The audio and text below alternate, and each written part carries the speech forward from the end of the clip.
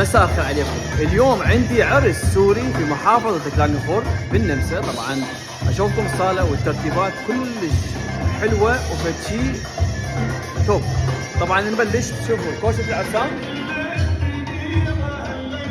يعني كلش حلوة وناسكة ومرتبة. طبعا شوفوا المنظر من هناك حلو.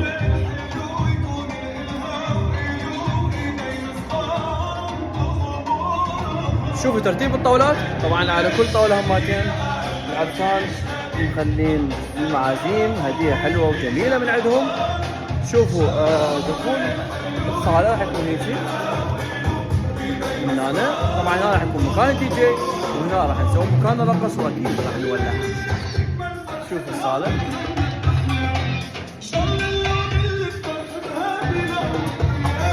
ألف ألف مبروك العرسان، وإن شاء الله رب بالرفاق والبنين والذرية الصالحة.